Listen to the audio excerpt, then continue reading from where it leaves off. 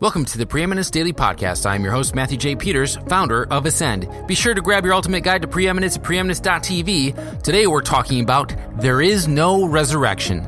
So stay tuned, listen up, and get ready to take a focused action on your mission, message, and presence and create accelerated results starting right now.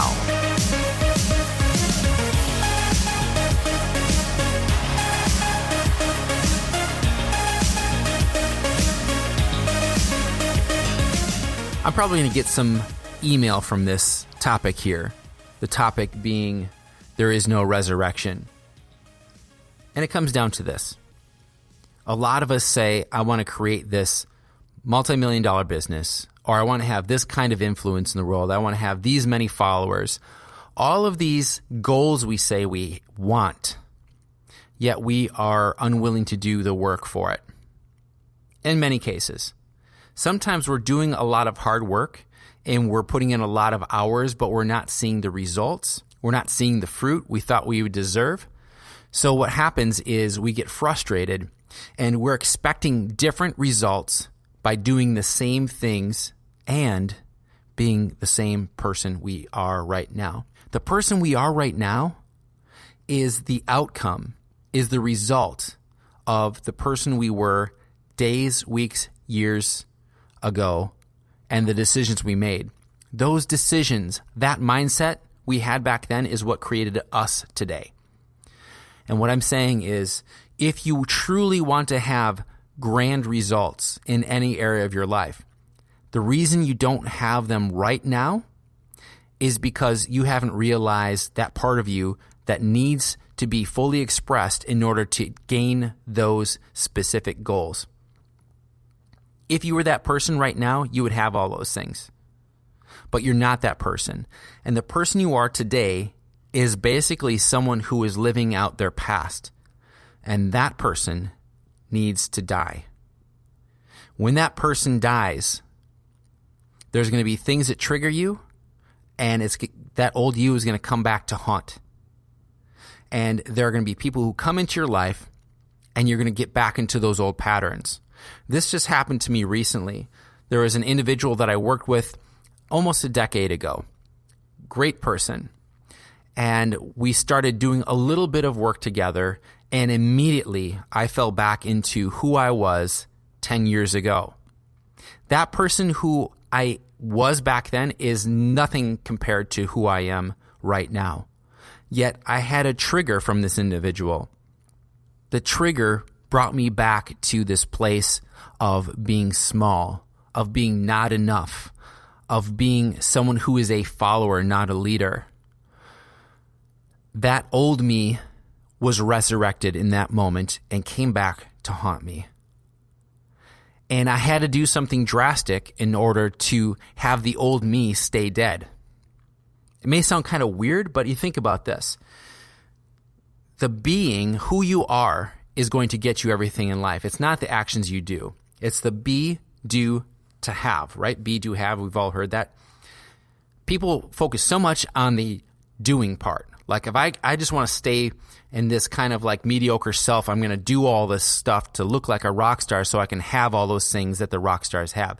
Well, you still haven't addressed the being part. When I stepped back into that being of who I was 10 years ago, I became so small and so shapeable, moldable, and such a follower of mediocrity that I needed a break with it. And so I met with one of my mentors, and they said, ask for what you want. Well, how do you want to negotiate this? Write that up and put it back in their court. And so I did. Even though I tremendously respect this person, I needed to remind myself and them that I'm no longer that man boy, that man child 10 years ago, the person who wasn't sure of themselves, the person who was afraid to speak up, use their voice, or share their opinion. They just want to be nice to everybody and always want to get along, never rock the boat or anything like that. That's not who I am now. When you choose to die to a part of yourself that is not going to get you to those ultimate goals in life, they will keep coming back to haunt you unless you actually put the stake in the ground saying, No more. I've had it. You're gone. There is no resurrection. I am who I am. I am the man. I am the woman who needs to be expressed fully in order to have all those things I want in my life. You can't do it as you are right now. Those aspects of you that are lazy, that are small, that are quiet, that are not fully committed to your result, to your goal, those aspects of you need to die so you can live fully as the person you are meant to be, to create the world that we all need.